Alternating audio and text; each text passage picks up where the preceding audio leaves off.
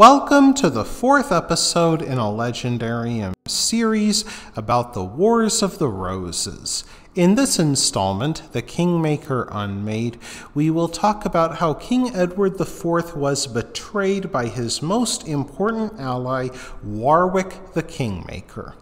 In the year 1461, King Edward IV overthrew Henry VI, imprisoning him in the Tower of London and sending his wife and son into exile. Queen Margaret lived in France with her son Edward of Westminster.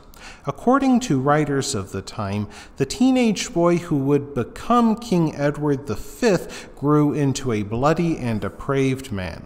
In 1467, the ambassador of Milan to France wrote that Edward of Westminster already talks of nothing but cutting off heads or making war, as if he had everything in his hands or was the god of battle.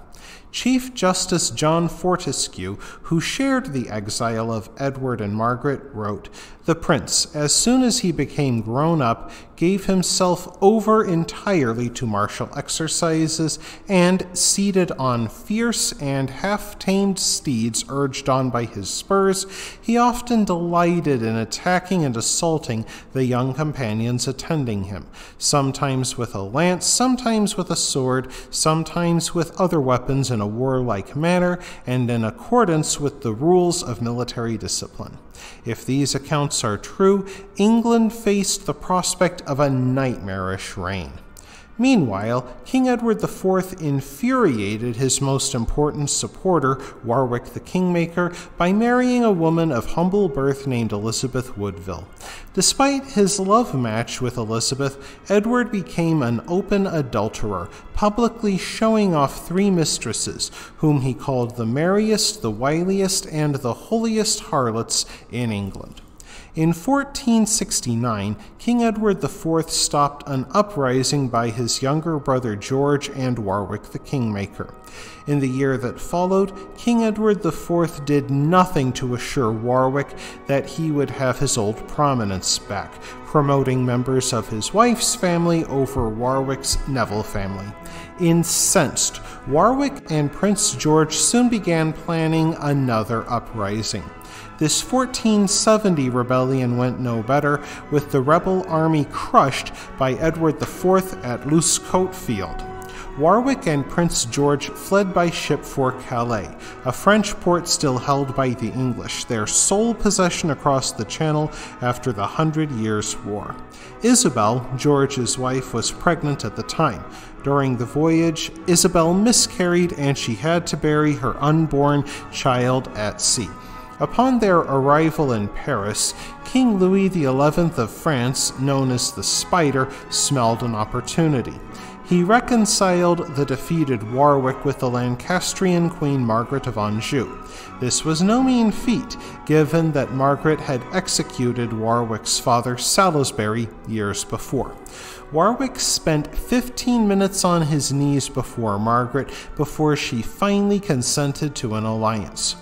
Warwick's young daughter, Anne Neville, then married Edward of Westminster, the supposedly cruel son of Queen Margaret and heir to Henry VI. In 1470, Warwick invaded England on Margaret's behalf, leading a force of French mercenaries. Caught off guard, King Edward IV fled to Burgundy and stayed with his other brother, Richard of Gloucester, later to be known as King Richard III. The triumphant Lancastrians freed King Henry VI from the Tower of London and paraded the confused, babbling monarch through the streets of London, dressed in a shabby blue gown. After sticking the crown on his head, Warwick used Henry VI as a puppet while he ruled England.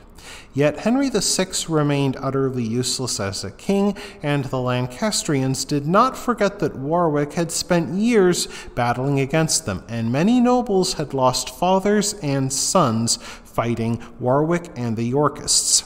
Straightway, Warwick sent for Margaret and Edward of Westminster to complete his victory. The Kingmaker's triumph, however, would not last long. King Edward IV returned to England from Burgundy with a small army.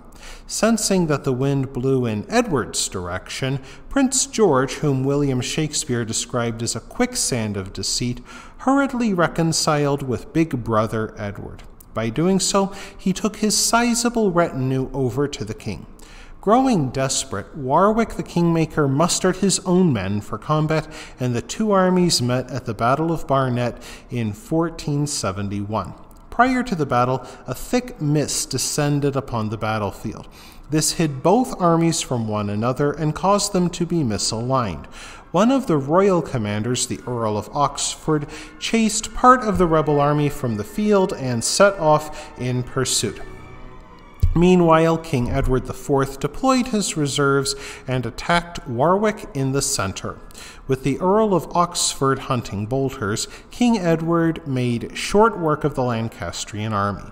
By the time Oxford returned, the remaining Lancastrians mistook his banner for that of a Yorkist lord and opened fire upon him. Furious, Oxford left the battlefield, and King Edward IV quickly mopped up the Lancastrians.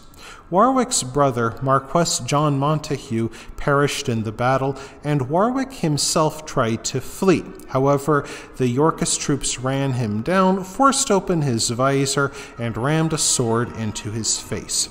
Determined to crush the rebellion, King Edward even pulled rebels out of churches where they claimed sanctuary.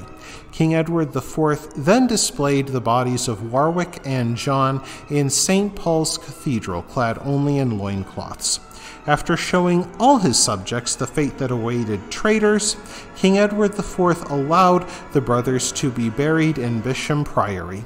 2 days later, Edward prayed for forgiveness from God in the church. Yet he also forced Warwick's orphaned daughter, Anne Neville, to marry his brother, Richard of Gloucester. The very day of the Battle of Barnet, Margaret and Edward set sail for England. Upon landing, they received the disastrous news of Warwick's defeat and death. Queen Margaret marched her army to join with the Lancastrians in Wales, led by Gaspar Tudor, the half-brother of King Henry VI. On May 3rd, the Queen's army pitched camp for the night in Tewkesbury. King Edward IV sent his army on a forced march to catch up with the Queen, and he overtook her. The Yorkist army included Edward's 18-year-old younger brother, Richard of Gloucester, the future Richard III. The Battle of Tewkesbury also saw the death of Edward of Westminster, heir to Henry VI. In one account, Edward survived the battle and went before King Edward IV. The king received the prince graciously and asked why he had taken up arms against the lawful king. The prince replied, "I came to recover my father's heritage." The king then struck the prince across his face with his gauntlet hand, and his men stabbed Prince Edward to death. By doing so, they may have spared England a ruler as vicious as King John I. With the son she fought so hard to protect dead, Queen Margaret quietly went into captivity in the Tower of London, and the rebellion ended the way it began, with Edward IV on the throne.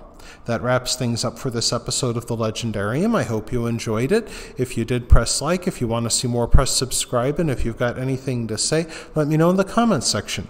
Thanks again for joining me, and I hope that you have a great rest of the day.